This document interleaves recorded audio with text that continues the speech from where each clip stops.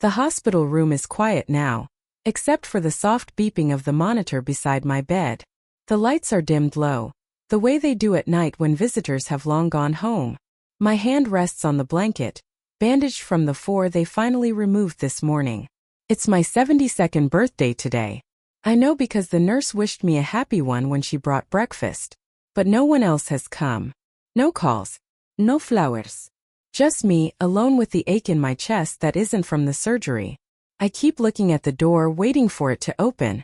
For my sons to walk in with their wives and the grandchildren smiling like they used to. Or even just one of them.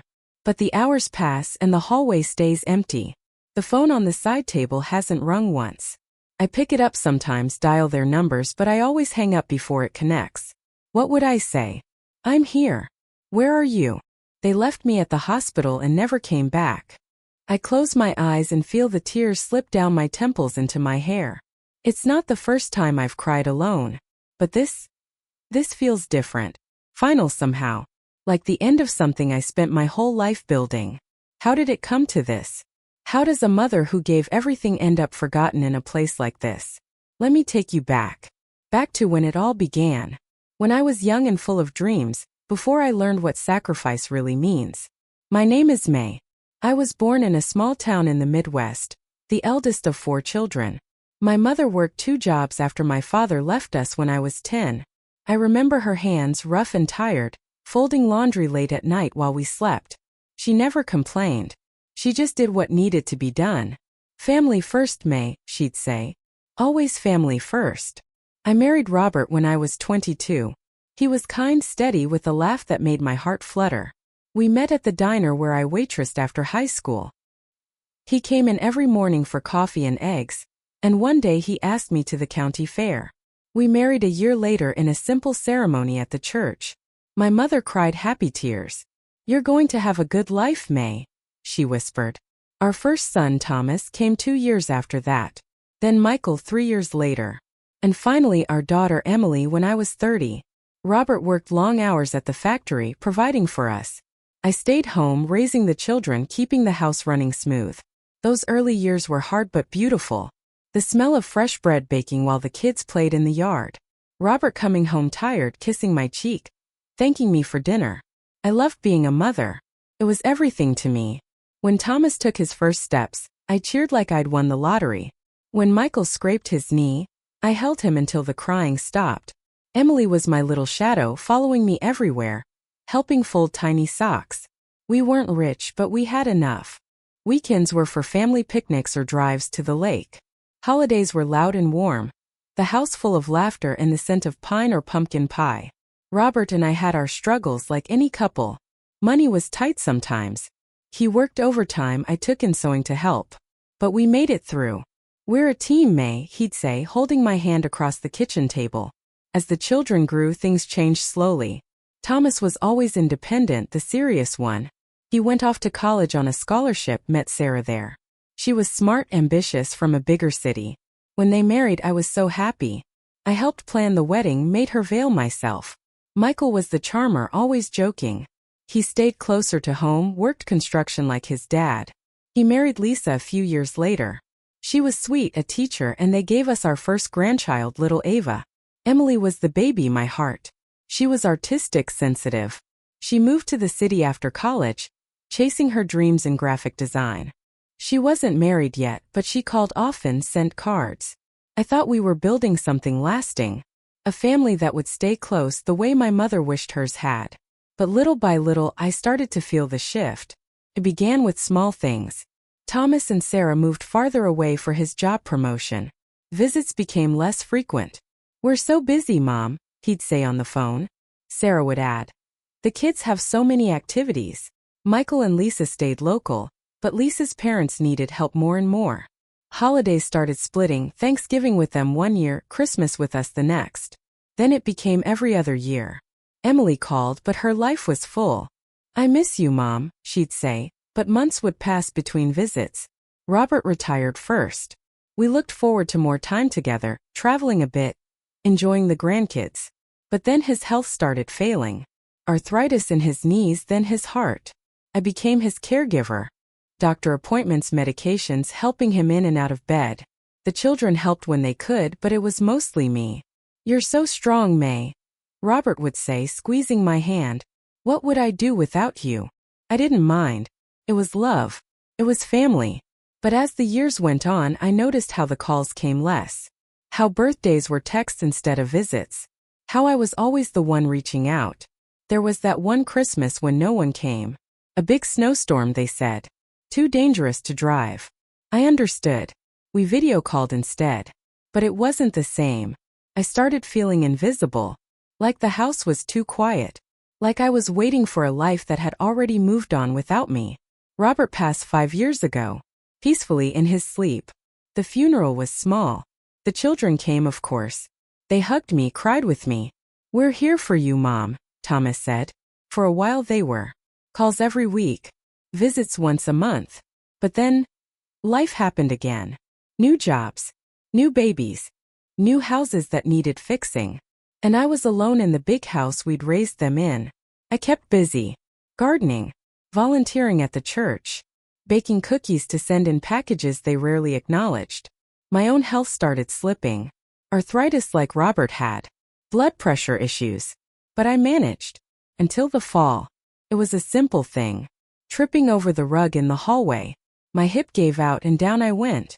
The pain was immediate, sharp. I lay there on the floor for hours calling out, but no neighbors heard. Finally, I dragged myself to the phone, called 911. They took me to the hospital. Surgery needed, they said. Hiệp ghép làm sen. I called the children right away. Thomas answered first. "Mom." "Oh no. We'll be there as soon as we can." Michael too. "I'm on my way." Emily was traveling for work but promised to fly in. They came that first day. Sat with me before surgery. Held my hand. "It's going to be okay, Mom," they said. Recovery was slow. Painful. They visited the first week. Brought flowers. Helped arrange rehab. But then work called. Kids needed them. Life pulled them away. Days turned to weeks. I waited. And waited. Let me tell you more about those early days when everything still felt possible. After Robert and I married, we rented a little house on Maple Street. 2 bedrooms, a tiny kitchen, but it was ours. I painted the walls yellow to make it cheerful. Robert built shelves in the living room for my books and his tools. Thomas was born in spring. I remember the lilacs blooming outside the hospital window when I held him first. He had Robert's dark hair and my eyes. From the start, he was serious. Even as a baby, he'd study your face like he was trying to understand the world. I quit waitressing when he came.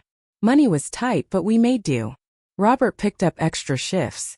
I learned to stretch every dollar, coupons, sales, making clothes last. Michael arrived on a hot summer day. Loud from the moment. He cried and laughed in the same breath.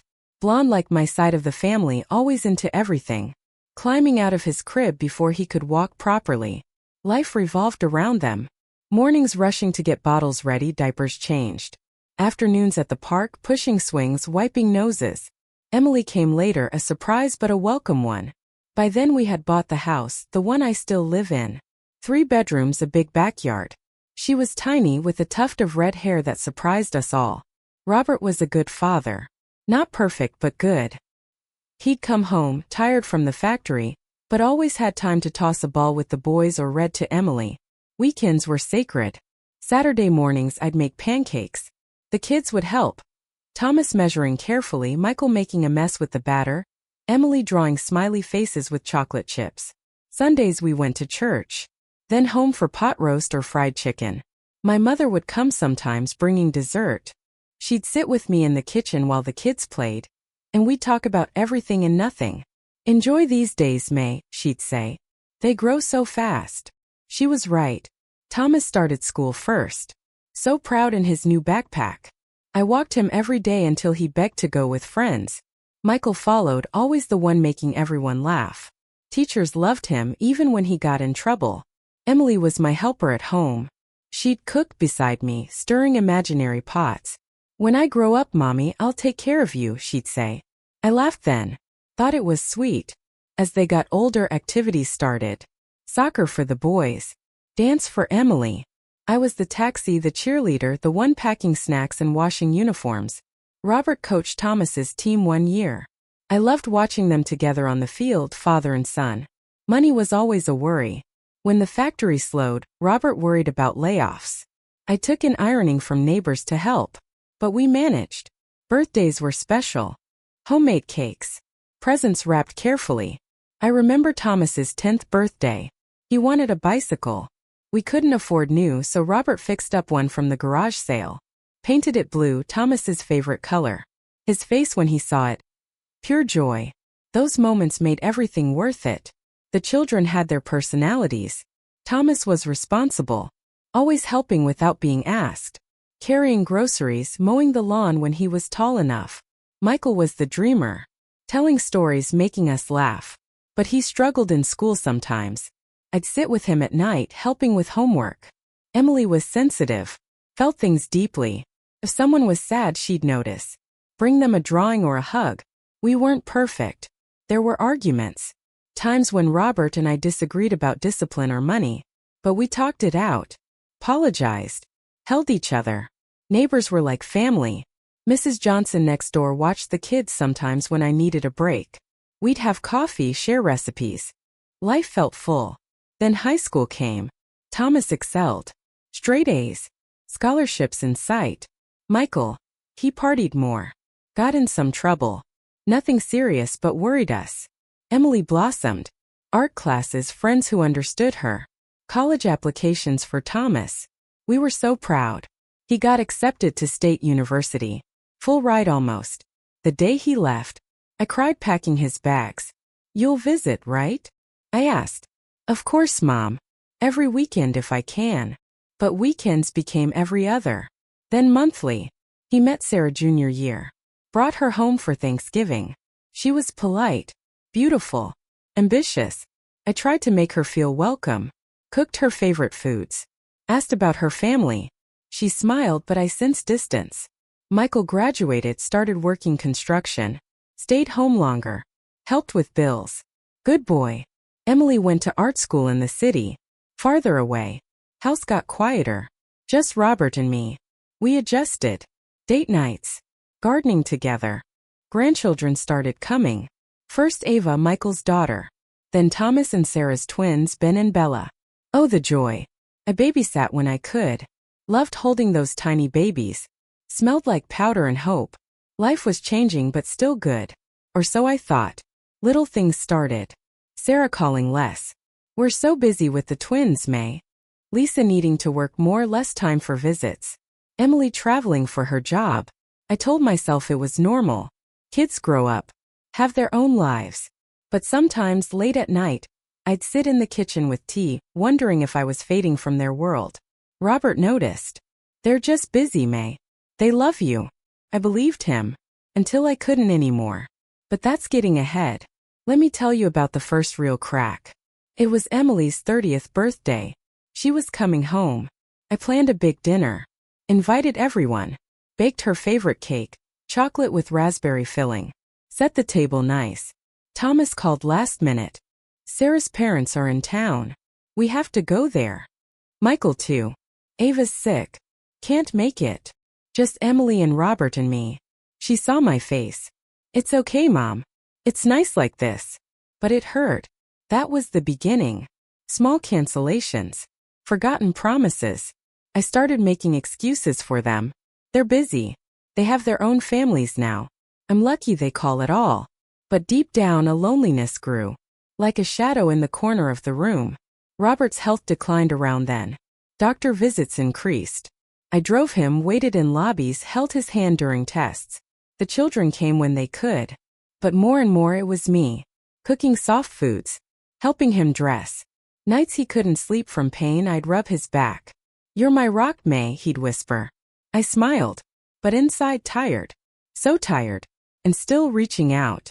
Calling to check on grandkids. Sending cards. Baking and mailing cookies. Rarely a thank you. I planted those seeds without realizing. The seed of giving too much. Expecting too little. Thinking love meant never asking for anything back. That's the backstory. The life I built with love. Before the conflicts grew. Before the turning points that broke my heart. The cracks were there, but I ignored them for a long time. After Robert passed, I thought things might get better. Grief brings families together, doesn't it? They came for the funeral. All of them. Thomas flew in with Sarah and the twins. Michael and Lisa brought Ava. Emily stayed the longest. We sat in the living room after sharing stories. Remember when Dad taught us to fish? Remember his terrible jokes? Laughter through tears. They helped sort his things.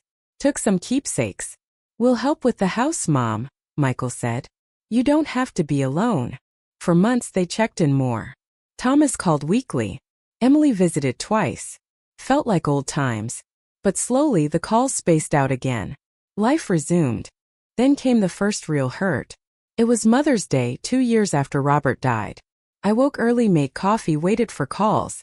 Emily called first. Happy Mother's Day, Mom. I sent something, it'll arrive tomorrow. Sweet girl. Michael texted. A photo of Ava with a drawing. Love you, Grandma. From us. Thomas. Nothing. All day nothing. I baked cookies anyway. Wrapped some to mail. Evening came. Still nothing. I called him.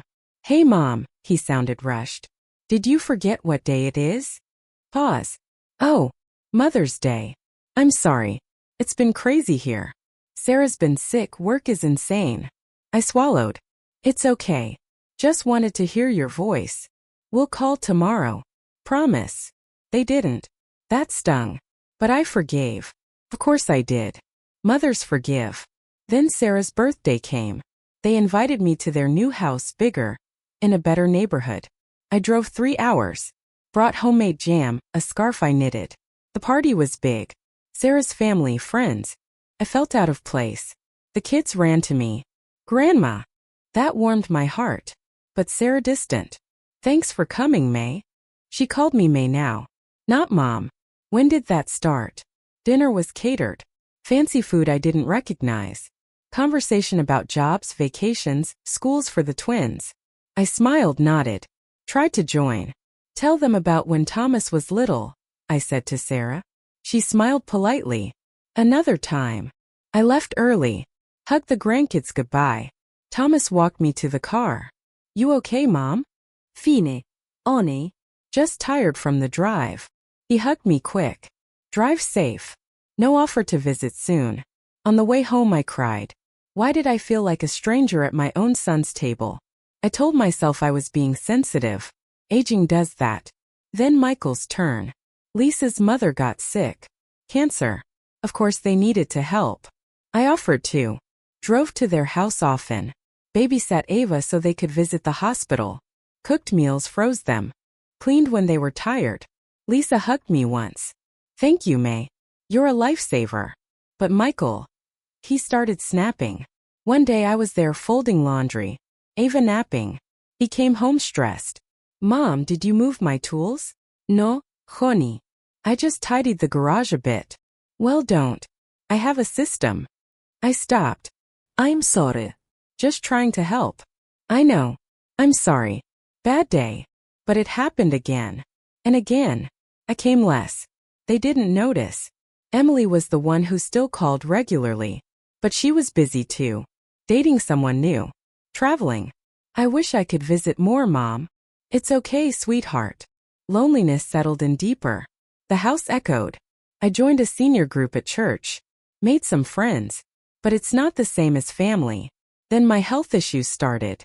Doctor said blood pressure high. Need to watch it. Arthritis flaring. I mentioned to the kids. Oh, Mom, take care of yourself. No offers to help. Then the big one. My 70th birthday. I planned nothing big. Just hoped they'd come. Sent gentle reminders. Emily came. Brought flowers, took me to dinner. We had a lovely time. Talked for hours. Michael called. Happy birthday. We'll stop by next week. Thomas sent a card. With a check. Buy yourself something nice, Mom. No visit. I sat alone that night. Blew out a single candle on a cupcake. Made a wish. For family. Didn't come true. That was a turning point. I started pulling back. Calling less. Not always answering right away. They didn't notice. Then Lisa's mom passed. The funeral. I went, of course. Supported them. Michael held me after. Thanks for being here, Mom. For a while closer again. But then, Sarah got pregnant again. Exciting news. I was thrilled. Offered to help when the baby came. Oh, we have it covered, Sarah said. Family nearby. Her family. I see. The hurt built. Then my fall. No, wait. Before the fall, there was the argument. The big one. It was Thanksgiving. I invited everyone. Planned for weeks. Turkey, all the fixings. Table set beautiful. Emily came early. Helped cook. We laughed in the kitchen like old times. Then Thomas called. Sarah's not feeling well. Morning sickness bad. We're staying home. Michael. Lisa's family invited us. They do a big thing. Thought we'd do Christmas with you instead. Emily looked at me. Mom. I smiled. It's fine. We'll have our own Thanksgiving. But inside breaking. After Emily left, I sat at the empty table. Food going cold. Cried until no tears left. Called a friend instead. That's when I knew. Something had to change. I couldn't keep giving everything. Expecting nothing. My health worsened after that. Stress, doctor said. Then the fall happened. The one that put me here. In this hospital bed. Waiting. But now. Something different. The turning point isn't just them leaving. It's me deciding. What now? You know, sometimes when I think about all this, I have to pause. Just breathe. If you're listening right now, maybe in your kitchen late at night, or in bed with the lights low, I wonder if any of this feels familiar to you. Have you ever sat at a table you set with love, waiting for people who never came? Have you ever felt like the love you give is a river flowing one way, and nothing comes back? Have you ever looked in the mirror and wondered when you became invisible to the ones who once needed you for everything? Would you keep calling? Keep reaching? Or would you stop? Have you forgiven your children for hurting you? Over and over. Because they're your children? And tell me, have you ever realized that putting yourself last for decades leaves you with nothing when you need something most? These are hard questions. I don't have easy answers.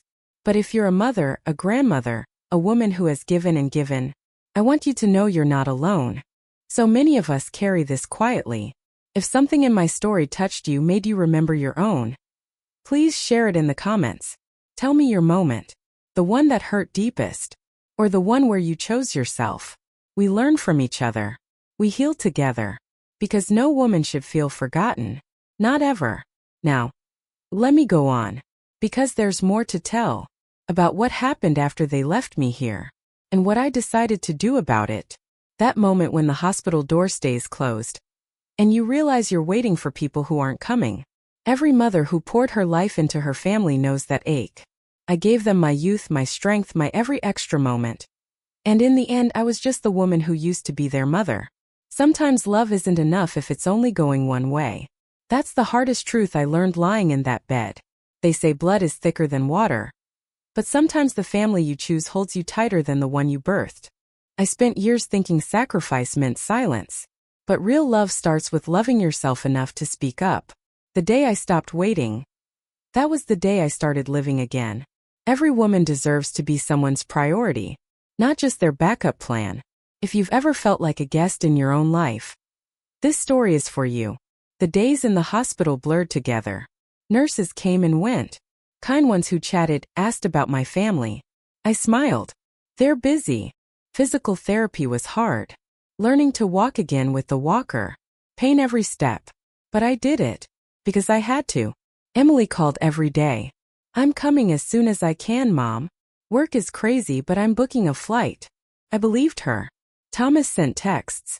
How are you feeling? Kids ask about you. Michael called once. We'll visit when you're home. Sarah sent flowers. Beautiful arrangement. With a card. Get well soon. No name. Just that. Weeks passed. Discharge day came. The social worker sat with me.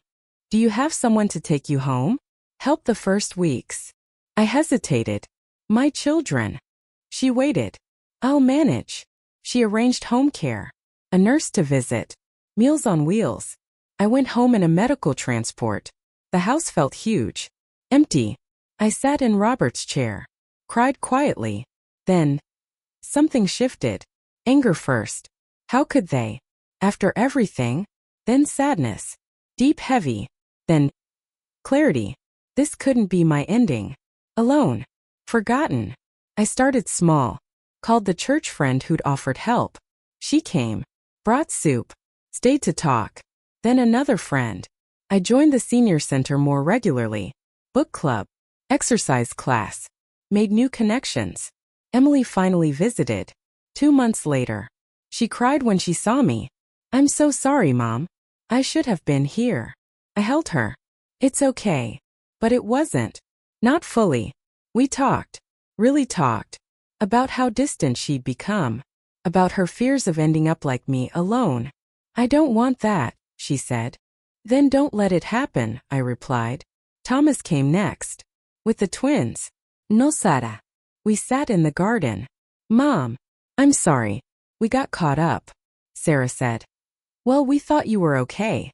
I looked at him. My firstborn. I wasn't okay. But I am now. He cried. Men don't often cry. But he did. We started rebuilding. Slowly. Michael and Lisa came. Ava ran to hug me. Grandma. I missed you. That healed something. Lisa apologized. We took you for granted. Yes, they did. But forgiveness. It's a choice. I chose it. Not all at once. But bit by bit. They help more now. Calls. Visits. Not perfect. But better. Sarah. That's harder. She came once. Awkward. Thank you for the flowers, I said. She nodded. We may never be close. But peace is possible. I sold the big house. Too many memories. Too much to care for. Moved to a small apartment near the senior community. Closer to friends. Emily helped me decorate. Bright colors. My style. I travel now. Short trips with new friends. To the ocean. To gardens. I volunteer. Read to children at the library. Their little faces light up. I garden on my balcony. Flowers everywhere. I learned something profound. Through all the pain. Motherhood is sacred. But it's not ownership. Our children are loans. We love them fiercely. Guide them. Then let them go. And we must not lose ourselves in the giving. I spent decades putting everyone first. Thinking that's what good mothers do. But a good mother also teaches her children reciprocity. By example. By boundaries. I wish I'd set them sooner. Said no sometimes. Asked for help. Demanded respect. But regrets. They don't serve. Only lessons do. To every woman listening who feels invisible. Tired from giving. Unseen in your own home. Hear me. You are worthy. Just as you are. Your value isn't in what you do for others. It's in who you are. A woman with a heart that loved deeply. That is enough. Start small. Reach out to a friend. Join something new. Speak your needs. Choose yourself sometimes. It's not selfish. It's necessary. Like oxygen. You can't pour from an empty cup. I thought they left me at the hospital and never came back. In a way, that's true. The old me, the one who waited silently, stayed there. But I came home. Stronger. Wiser. Lighter. I found joy again. In simple things. Morning coffee watching birds. Laughter with friends. Letters from grandchildren who visit now. Peace in my own company. And love. Real love. Starting with me. If I can find my way back. So can you. You're never too old. Never too tired. Never too hurt. To choose yourself. And live. Remember that, dear one. You deserve to be someone's priority. Starting with your own.